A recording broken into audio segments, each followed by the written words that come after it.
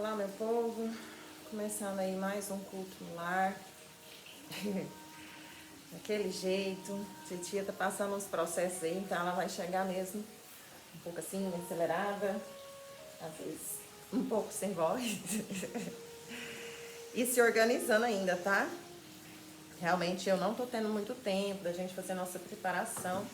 Mas a titia faz questão de estar aqui sempre. Vamos lá então, começar com uma canção. Deixa eu ver se eu penso em alguma coisa aqui.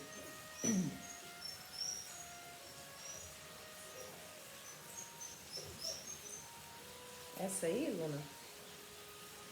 Tava pensando em outra. Deixa eu ver. Certa vez eu ouvi alguém contar que além sobre o arco-íris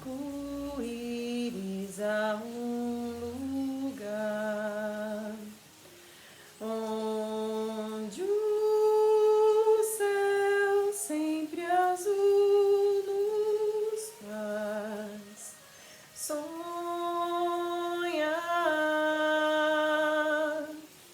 onde a gente consegue os sonhos realizar.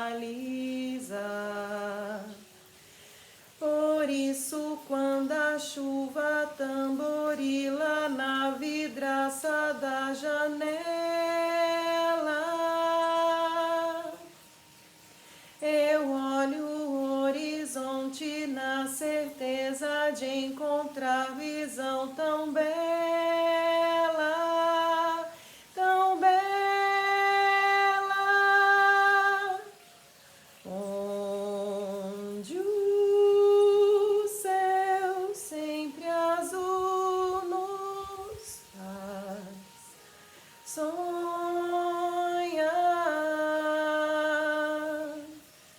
onde a gente consegue os sonhos realizar. Vamos começar então? Ixi, me deu um calor de repente.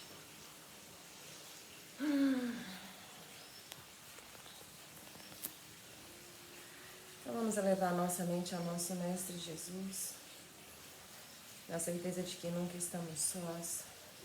Sempre há um amigo a zelar por nós, a nos amparar, a nos acompanhar, a nos auxiliar. Que possamos, Mestre, abrandar os nossos corações e as nossas mentes para ouvir os sussurros dos nossos irmãos, amigos, para que possamos, Mestre, compreender o funcionamento da jornada terrena, para que possamos entender que a todo instante estamos sob a influência, que basta nos escolher quais delas vão nos guiar, e confiar nas palavras, nos caminhos deixados pelo nosso Mestre, na certeza de que Ele é o caminho, a verdade e a luz. Gratidão, Mestre.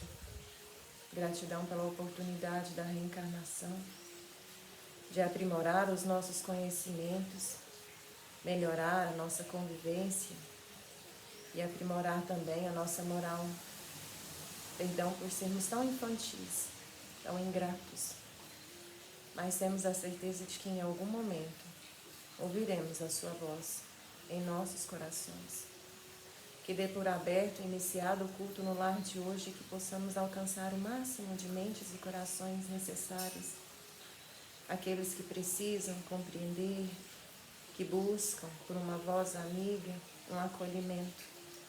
Graças te damos hoje e sempre, Pai, e que assim seja. Que assim seja. Vamos lá começar?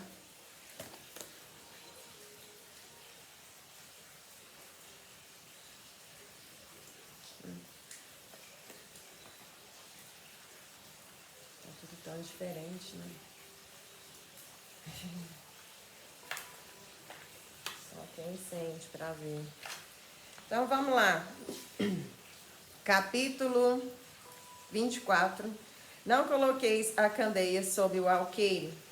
Candeia sobre o alqueire. Porque Jesus fala por parábolas. Não vades aos gentios. Os sãos não têm necessidade de médico. Coragem da fé. Carregar a cruz. Quem quiser salvar a vida, perdê-la-á. Então, isso aqui são as coisas que nós vamos estudar no capítulo 24. Não coloqueis a candeia sobre o alqueire. Vamos começar, então, por candeia sobre o alqueire, porque Jesus fala por parábolas. Deixa eu dar uma olhada aqui rapidinho. É isso aí, vamos lá. Não se acende uma candeia para colocá-la sobre o alqueire. Gente, eu tenho uma super impressão de que eu já estudei isso, mas eu já estudei tanto evangelho que eu não sei se foi com vocês ou se foi com outra turma. Vamos lá, continuar. Não se acende uma candeia para colocá-la sobre o alqueire, mas colocam-na sobre um candeeiro, a fim de que ela clareie todos aqueles que estão na casa. São Mateus, capítulo 5, versículo 15. Não há ninguém que, depois de ter acendido uma candeia, a cubra com um vaso ou a coloque sobre uma cama, mas a põe sobre o candeeiro, a fim de que aqueles que entrem vejam a luz, porque não há nada de secreto que não deva ser descoberto, nem nada de oculto que não deva ser conhecido, e manifestar-se publicamente. São Lucas, capítulo 8, versículo 16 e 17. Seus discípulos, se aproximando, disseram-lhe: por que lhes falais por parábolas? E lhes respondendo disse: porque para vós outros vos foi dado conhecer os mistérios do reino dos céus, mas para eles não foi dado. Eu lhes falo por parábolas, porque vendo, não veem, e escutando, não ouvem, nem compreendem. E a profecia de Isaías se cumprirá neles, quando disse: vós escutareis com vossos ouvidos, e não ouvireis. Olhareis com os vossos olhos, e não vereis. Porque o coração desse povo está entorpecido, e seus ouvidos tornaram-se surdos, e eles fecharam seus olhos de medo, que seus olhos não vejam, que seus ouvidos não ouçam, que seu coração não compreenda, e que, estando convertidos, eu não os cure.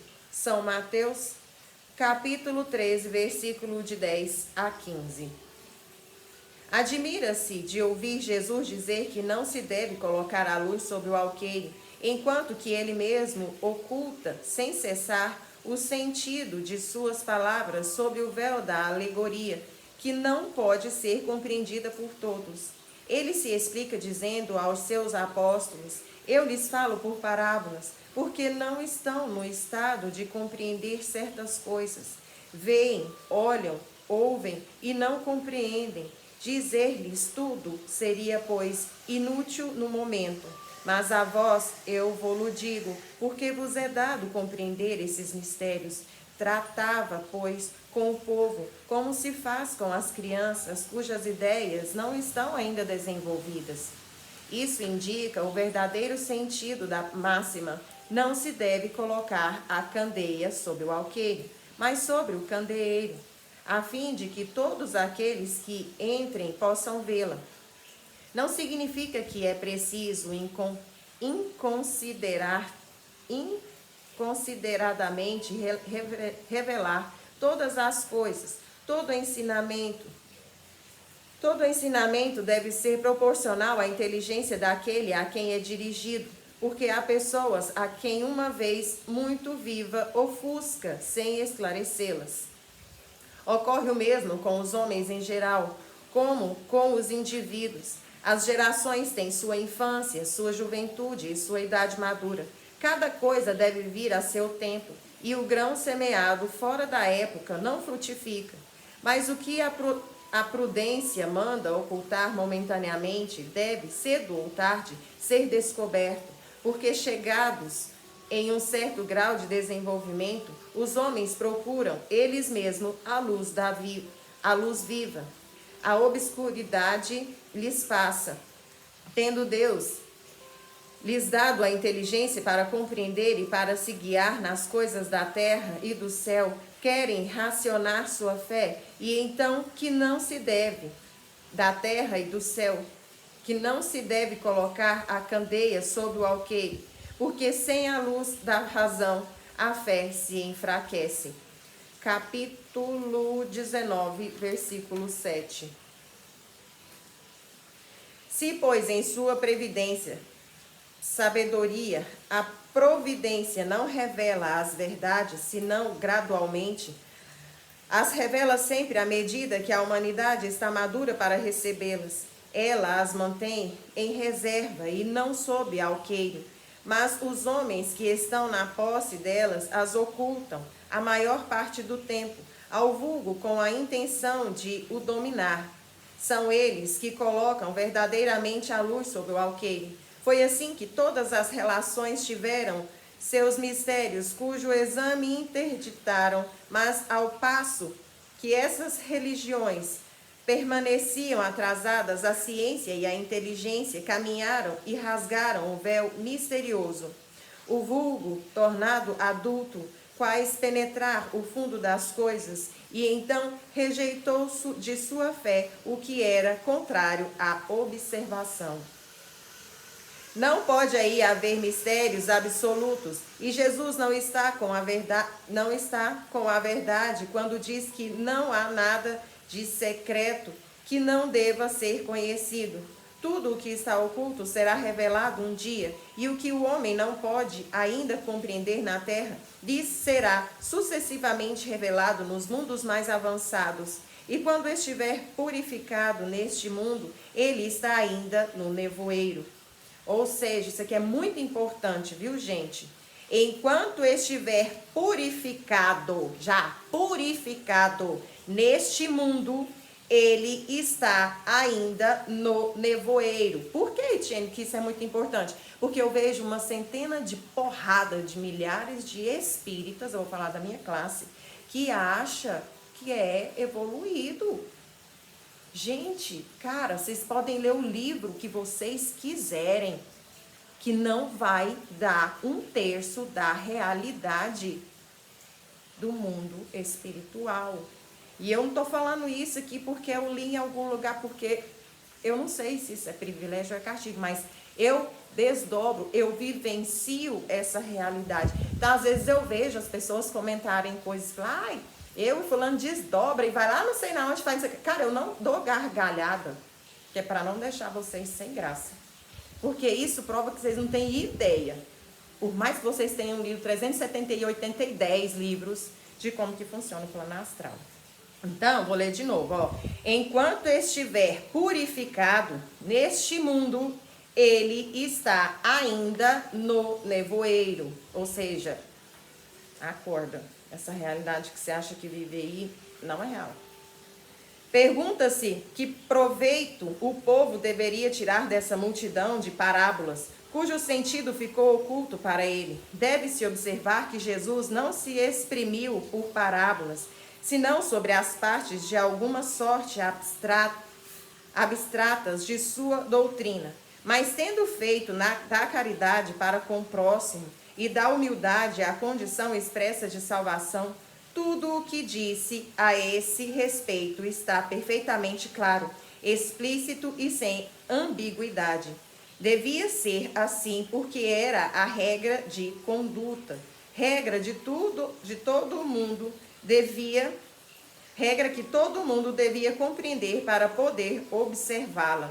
Era o essencial para a multidão ignorante, a qual se limitava a dizer: eis o que é preciso dizer para ganhar o reino dos céus. Sobre as outras partes, não desenvolvia seu pensamento senão aos seus discípulos, estando estes mais avançados, moral e intelectualmente. Jesus pudera iniciá-los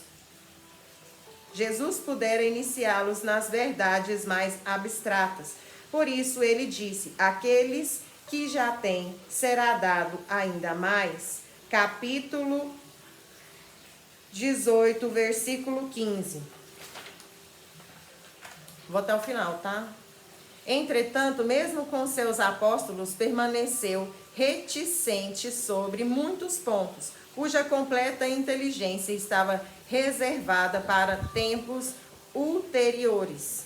Foram esses pontos que deram lugar a interpretação tão diversas, até que a ciência de um lado e o espiritismo do outro vieram revelar as novas leis naturais que fizeram compreender seu verdadeiro sentido.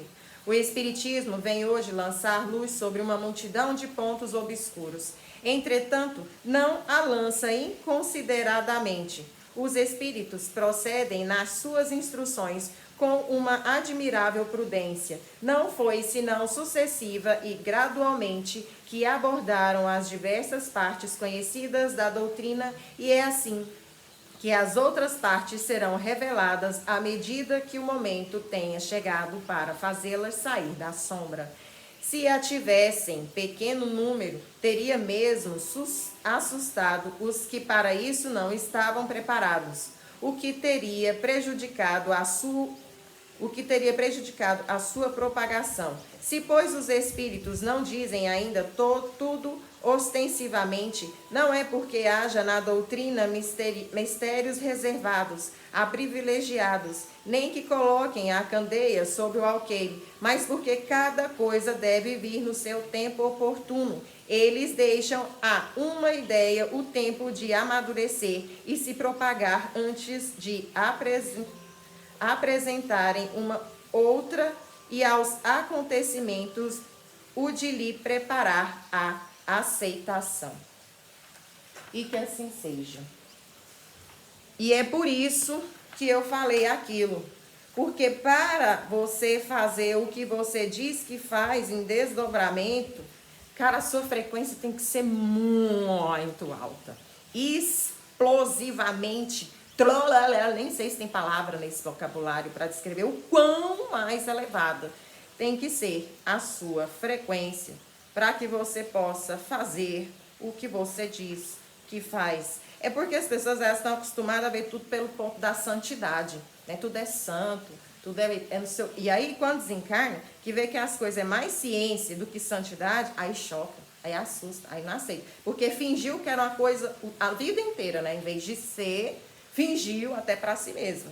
E aí, quando chega lá, grila, vê que não é do jeito que imaginava, aí já era, né? Por isso que está cheio de vilas no umbral de espíritas revoltados. Então aqui está dizendo que as coisas elas são reveladas aos poucos à medida que a população está preparada para ouvir.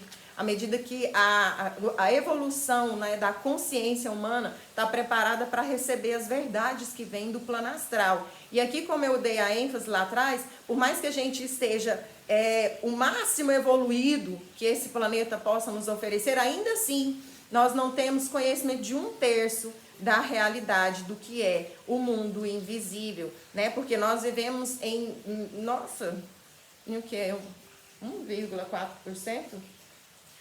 Nem isso, né? 0,14, sei lá. A gente vive, se eu não me engano, em 1,4% né, da realidade do conhecimento que a gente tem aí da ciência. Então, dentro da ciência que a gente já conquistou e a gente não conhece, dentro desse 100% que a gente não conhece, a gente sabe 1,4%. O resto, a gente sabe que existe, mas não conhece, não entende, nunca descobriu, não sabe como faz nada. Mas a gente sabe que tem alguma coisa ali, igual, por exemplo, a matéria escura. Né? A gente já descobriu a matéria escura, que no espiritismo é o fluido cósmico universal, mas a gente sabe o que é. A gente sabe para que funciona, né? Dá vida. A gente tá vivo por causa dela. Mas o que mais que ela faz? De onde ela vem? Como que fabrica? Como que chegou? Como que pega? Como que embala? Como que... A gente não sabe. A gente não sabe. A gente só sabe que existe. Né? Então aqui está falando que as coisas elas são reveladas à medida que o nosso cérebro tem a capacidade de compreender sem entrar em colapso, né? Então se o cérebro humano já consegue compreender e não vai entrar em colapso, beleza, os espíritos estão lá revelando. Se o cérebro humano não tem condições de compreensão, ele pode achar o que ele quiser, ele pode dar a opinião que ele quiser, ele pode invocar o que ele quiser para fazer, porque ele não vai ter acesso à informação, beleza? Gente, eu vou pedir um espaço rapidinho para vocês, que eu vou ali buscar minha água, que eu peguei, mas não a trouxe. Só um instantinho, tá? Já vou.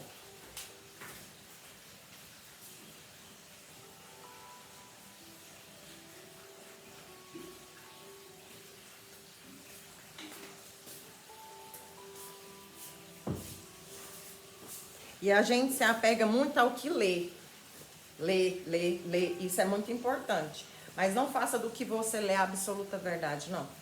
Abra sua mente na certeza de que o que você lê um dia vai estar ultrapassado, tá? E aí você vai sim ser obrigado a se adaptar ao que o novo que aquilo trouxe. Porque todo conhecimento que você tem, ele abre porta para um outro novo. Não existe um conhecimento absoluto. Se existisse um conhecimento absoluto, a gente não precisava estar aqui. A gente não precisava evoluir. Aí vem aquele raciocínio. Por que o ser humano acha que sabe de tudo? Será que ele não entendeu que ele é um ser em evolução? Que o absoluto não existe? Que saber de tudo é a única coisa que prova que você não sabe de nada? O dia que você acha que você sabe muito, é a certeza de quem te assiste que você não sabe nada. Não, ele não sabe disso. Ah, tá. Então dá para entender. Então é por aí, tá? O dia que você acha que você sabe muito, se você acha que você sabe muito, que entende muito, que faz muito, cara, então é porque você não sabe muito, não. Pra não dizer a verdade, pra não te ofender. Então é isso, tá? Se não foi passado pra nós, é porque nós não estamos aptos a receber tal informação. E é por isso que Jesus falava por parábolas. Porque se ele fosse falar na íntegra de física quântica há 2000 anos atrás, o povo ia começar a babar de banda, né? O que ele tá falando? Então não ia entender. Hoje nós descobrimos a física quântica a partir de onde? Do século XXI. Virou o século XXI, uau! Foi gerada aí. A física quântica, se eu não me engano, ela surgiu em 2006. Tá? Porque a gente já estava pronto. E assim as coisas vão continuar acontecendo. No século XIX, se eu falasse para as pessoas que eu ia gravar uma mídia e colocar na internet para todo mundo ver, e as pessoas do século XIX me vissem dentro desse tablet, dessa caixa, cara, eles entram em pânico, não tem nem fio. Como assim? Né? Então tudo é uma questão de tecnologia, não é santidade, é ciência. Então vamos lá, o livro dos Espíritos. Das paixões nós lemos na semana passada e hoje nós vamos estudar do egoísmo. É grande. Vamos ver se a gente consegue terminar hoje, né? Porque eu quero estudar com vocês. Então vamos lá. Do egoísmo, perfeição moral. Livro 3, capítulo 12. Questão de número 913. Dentre os vícios, qual o que se pode considerar como radical? Perguntou Allan Kardec para os espíritos e eles responderam. Nós o dissemos muitas vezes, é o egoísmo, dele deriva todo o mal. Estudai todos os vícios e vereis que no fundo de todos está o egoísmo. Inutilmente os combatereis e não conseguireis extirpá-los, enquanto não houverdes atacado o mal em sua raiz, não houverdes destruído a causa. Que todos os vossos esforços, portanto, tendam para esse objetivo, porque aí está a verdadeira chaga da sociedade. Todo aquele que quer se aproximar desde esta vida da perfeição moral, deve extirpar de seu coração todo sentimento de egoísmo, porque o egoísmo é incompatível com a justiça, o amor e a caridade. Ele neutraliza todas as outras qualidades. E eu, nessas minhas andanças, eu acho que eu só vi uma única pessoa, baseado nessa leitura, que tá salva. Eu falei dela aqui há pouco tempo. Ela é a dirigente de um centro espírita que me ajudou muito no passado. E é um ser de luz, assim, que realmente você não vê egoísmo dentro dela. Pode ter a última bolacha do planeta. Se ela olhar ao redor e ver alguém de menina a veca do cano, ela tira da boca e divide e faz o milagre da multiplicação. Então, na minha concepção, se, né, existisse essa possibilidade de Jesus baixar aqui para levar os escolhidos, só ela ia. Nós tudo ia ficar. Não ia salvar uma pessoa. O resto ia ficar. Só ela que vai. E a hora que eu já andei nesse centro aí, viu? Achando um lugar pra mim, tentando me encaixar. Menino de Deus, andei. Mas só achei a nossa querida Amélia. Linda, um verdadeiro ser de luz. Vamos lá. Não, e outra, não chama atenção, não. É tão linda, tão maravilhosa, é um ser de luz tão perfeito, que calada ela ensina. Eu nunca vi ela puxar a orelha de alguém. Nunca, nunca, nunca. E as pessoas ao redor dela aprendem. É incrível, né? É a frequência. É incrível. Questão de número 914. O egoísmo, estando fundado sobre o sentimento de interesse pessoal, parece bem difícil de ser inteiramente extirpado do coração do homem. Isso se conseguirá? E os espíritos respondem: à medida que os homens se esclarecem sobre as coisas espirituais, ligam menos valor às coisas materiais. Aliás, é preciso reformar as instituições humanas que o entretêm e o excitam. Isso depende da educação. Ai, Etienne, você fala dela aqui, cara, ela não me assiste, não. Eu sei que não. Eu sei que pessoas que trabalham com ela me assistem. Mas ela não me assiste, não. Não é porque ela não quer. Nem porque não precisa, mas acho que não precisa, não. Pessoa do nível dela tá aqui, fazendo favor para nós. Ajudando nós. Questão de número 915. O egoísmo, sendo inerente à espécie humana, não teria sempre um obstáculo ao reino do bem absoluto sobre a terra? E os espíritos respondem: é certo que o egoísmo é vosso pior mal, mas ele se prende à inferioridade dos espíritos encarnados sobre a terra e não à humanidade em si mesma. Ora, os espíritos, em se depurando pelas encarnações sucessivas, perdem o egoísmo como perdem suas outras impurezas. Não tende sobre a terra nenhum homem desprovido de egoísmo e praticando a caridade? Perguntou de novo.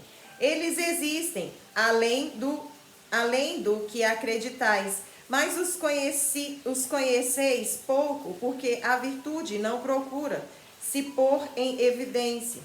Tá vendo por que eu não me importo em falar? Porque a virtude não procura se pôr em evidência. Se há um, por que não haveria 10? Se há 10, por que não haveria 1000? E assim sucessivamente.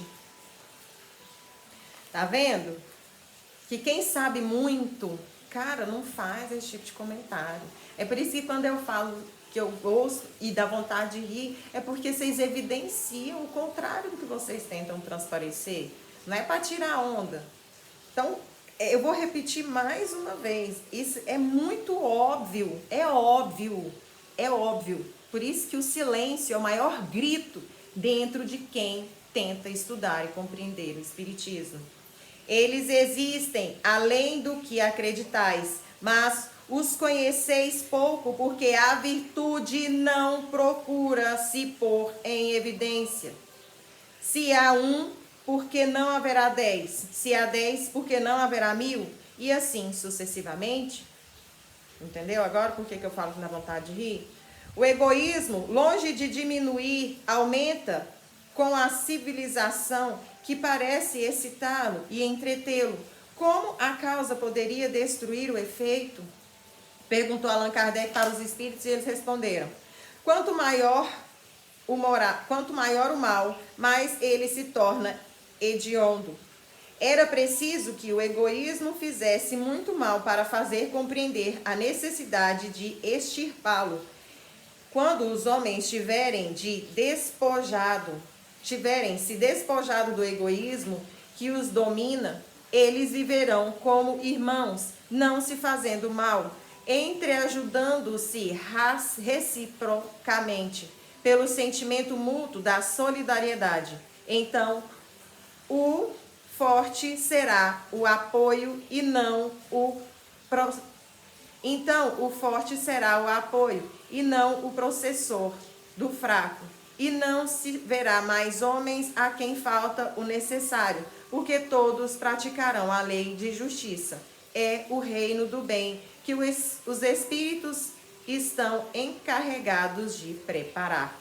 Para melhor compreensão, vide neste mesmo livro, questão de número 784. Viu aí como que funciona? E eu vou parar bem aqui, porque a próxima questão ela é enorme. E se eu for entrar nela, a gente não consegue estudar, tá? O outro livro. Então, eu vou parar aqui para começar na semana que vem, nesse mês, nessa mesma questão. Então, gente, tá aí como que funciona, né? Então, toda vez que você achar que é importante alguém saber que você sabe, é sinal de que você não sabe. Fica a dica. Quem sabe, entende o tempo e deixa o tempo fazer o seu trabalho. Essa é a diferença de quem sabe e de quem realmente não sabe. Quem não sabe vai querer moldar o tempo a seu favor. E quem realmente sabe deixa o tempo fluir como a água no leito de um rio. Porque sabe que é assim que funciona. Entendeu a diferença? Então toda vez que você vê alguém ali, ó, tentando mostrar que faz, que sabe do que, cara, larga de mão. Vai atrás daquele caladinho.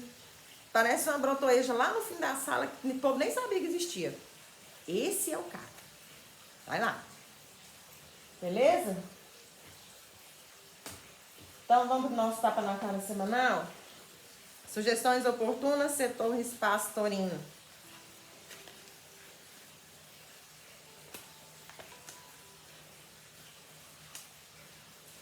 Mergulhe em si mesmo. Leitura de número 26.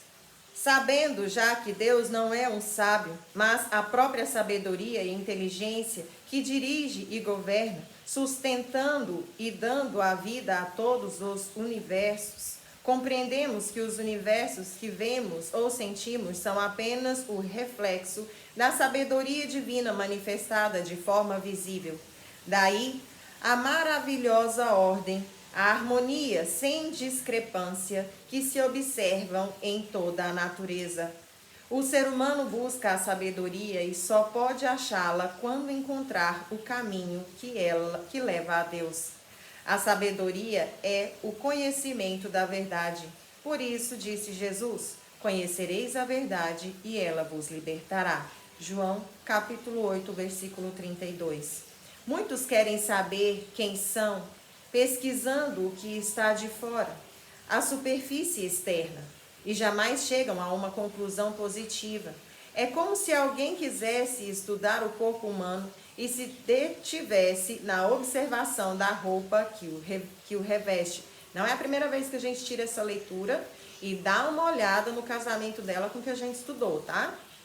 Se quisermos saber quem somos, não podemos estudar apenas a roupa, ou seja, o corpo, que é a exteriorização de nosso espírito, a projeção da alma e do pensamento. Para termos conhecimento perfeito e exato de nós mesmos, precisamos aprofundar nosso eu, não olhando o de fora, mas mergulhando em nosso âmago, aqui dentro. Não é a cultura aprendida de fora para dentro, nem a erudição livresca que nos darão a sabedoria. A sabedoria nasce de dentro de nós, tanto assim que há analfabetos que são sábios e homens de grande cultura que são ignorantes. A cultura vem de fora, penetra pelos sentidos. A sabedoria nasce do coração, por meio da meditação. Não é possível progredir no conhecimento de nós mesmos só pela leitura de livros, nem ouvindo discursos e conferências de mestres externos. Isso foi o que eu comecei a falar no culto de hoje.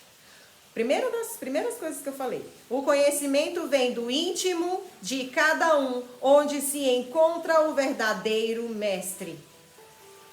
Um só é o vosso mestre, o Cristo. Mateus capítulo 23, versículo 8. E quando o discípulo está pronto, o mestre aparece, porque o discípulo chegou ao grau de poder descobri-lo dentro de si, ouvindo-lhe a voz. Lembra da leitura do Evangelho? Para saber quem somos, meditemos no silêncio de nossos aposentos, penetrando com o nosso olhar o âmago de nosso coração, a fim de descobrir no mais recôndito o Cristo que habita em nós. Vós sois o templo de Deus, o tabernáculo do Espírito Santo.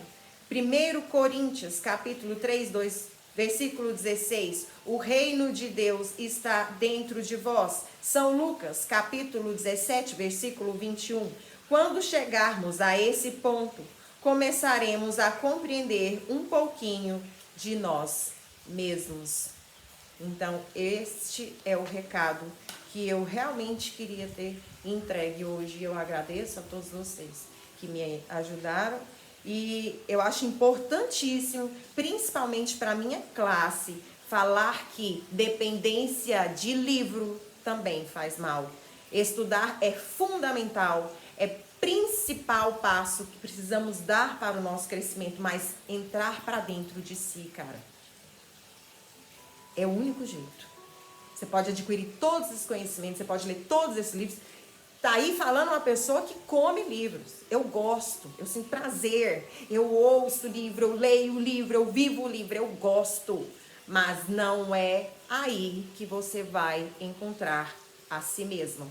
Não são nos livros apenas que você vai conseguir evoluir ao ponto de acreditar que vai para o plano astral fazer serviços celestiais. É preciso entrar para dentro de si e, acima de tudo, reconhecer quem você realmente é. É só depois de você assumir e reconhecer quem você realmente é, aceitar, fazer amizade consigo mesmo, falar, cara, eu sou isso. Nossa, que triste, você é isso. Ai, beleza, o que eu posso fazer? Vamos tentar melhorar. Só a partir daí, de reconhecer quem você realmente é e aceitar de coração aberto, né? O povo lá fora, não, porque todo mundo enxerga, tá? Para de fingir. Aí você vai conseguir chegar aonde você acha que chega. Beleza? Então vamos fechar os nossos olhos. Elevar o nosso pensamento ao nosso Mestre Jesus. Sendo grata, Mestre, por trazer todas as informações que eu buscava. Sendo grata à nossa equipe de trabalho espiritual por ter trazido o cunho das leituras, as quais eu gostaria muito de ter estudado e transmitido. Mestre, que possamos nos atentar que o caminho é o equilíbrio, que possamos nos atentar que é dentro de nós que encontraremos o nosso verdadeiro eu. A nossa obrigação é nos encontrar, a nossa obrigação é nos conhecer, a nossa obrigação é nos melhorar. Quanto aos outros, vamos fazendo isso à medida que eles se aproximam de nós, à medida que por eles mesmos, eles escolham querer ser melhor. Não temos a obrigação de cuidar de ninguém que não queira ser cuidado. Não temos a obrigação de esclarecer mentes que ainda não estão maduras a serem esclarecidas. Que possamos compreender e aceitar a nossa pequenez humana, que será eterna enquanto habitarmos um corpo adâmico. Que possamos, Mestre, compreender a gotinha de conhecimento que nos foi oferecida, para que não atropele a nossa mente ainda tão primitiva. Perdão por caçar as palavras, para que elas não sejam ofensivas, mas verdadeiras. A verdade não deveria doer. A verdade deveria esclarecer os corações sedentos de conhecimento. Se a verdade te machuca, é necessário nos livrarmos do orgulho, do ego, da vaidade.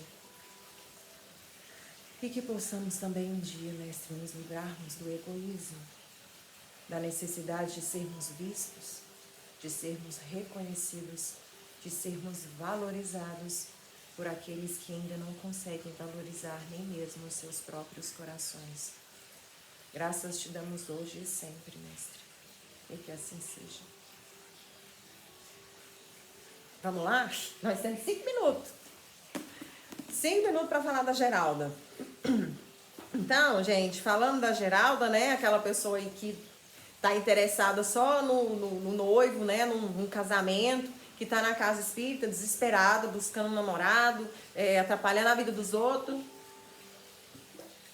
Não entende por que ela não desenvolve, que ela não encontra um marido, que ninguém quer casar com ela. E nós já vimos que no século XVIII ela foi uma mulher muito bonita, muito bem sucedida, que usava da beleza, né, e da posição social que ela tinha para poder atrapalhar a vida dos outros para conquistar o que queria. E assim ela destruiu muitos casamentos, ela levou pessoas ao suicídio, ela levou pessoas ao desespero absoluto, né, à falência. E todos esses espíritos hoje a perseguem, né, os desencarnados principalmente, porque a culpa foi dela, ela os induziu usando da sua beleza para conquistar o que queria.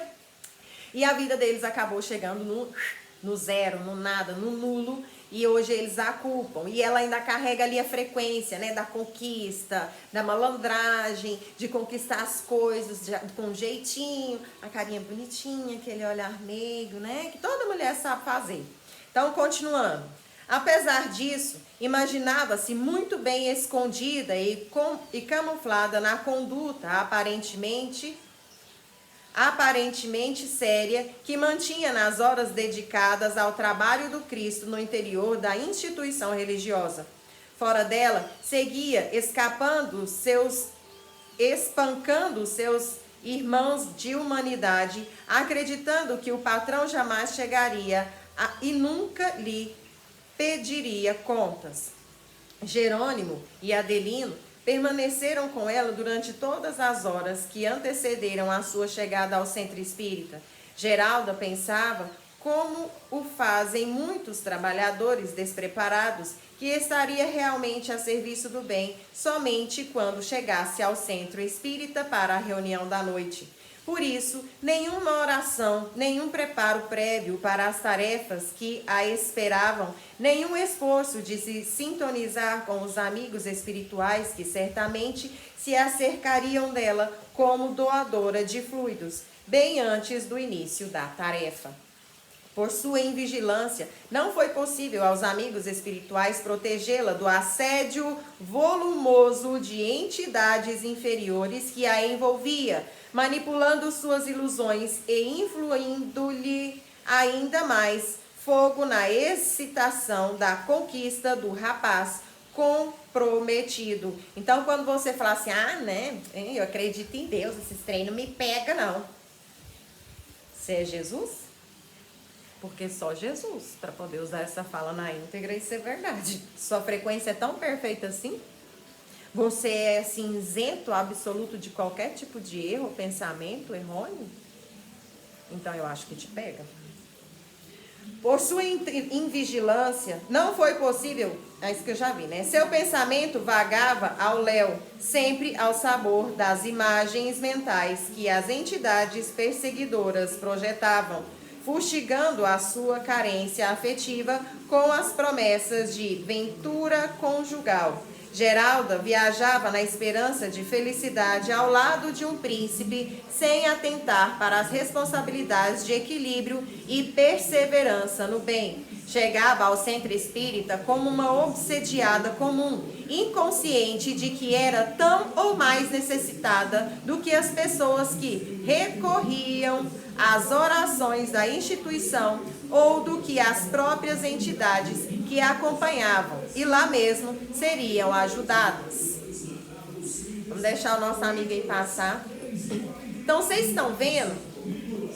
Vocês estão vendo que não faz diferença o que eu leio, ou o que eu acho, ou o que eu acredito, se a minha mente vagueia por campos sujos, por pensamentos pesados, pelo egoísmo, pela vaidade, pelo ego. Não vai fazer diferença o que você leu, o que você estudou, o que você sabe. Se você não se conhece, você vai piorar a situação, porque você vai começar a ler, vai estudar, vai aprender, vai começar a se achar. E vai querer se impor, e vai ser o mais doente. Tá entendendo? Ribeiro Conhecia seus problemas pessoais em decorrência de sua história de vida e das características de sua personalidade esvoaçante e sonhadora.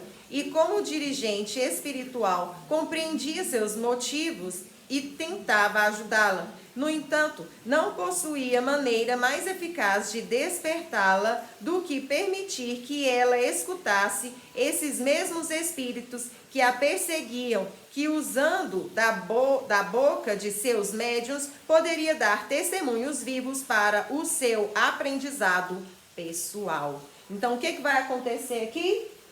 Vamos cantar a pedra dos episódios dos próximos capítulos? Ela vai trabalhar na reunião mediúnica, eu tô falando assim, chutando, viu, gente? Não lembro, não. Li esse livro, mas já li uma porrada de outro livro, eu lembro pouca coisa. Mas sei que é para nós.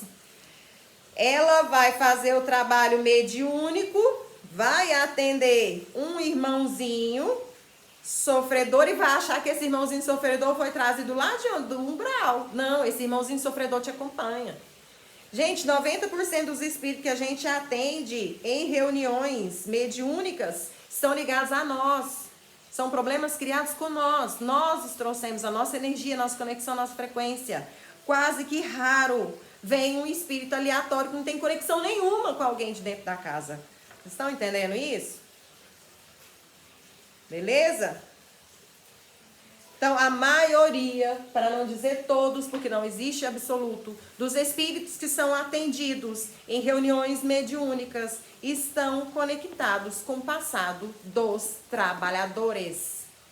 Os trabalhadores. Porque todos têm, sim, um passado, todos têm, sim, um perseguidor. E todos estão no mesmo barco, em processo de crescimento, independente da quantidade de livros que a gente já leu.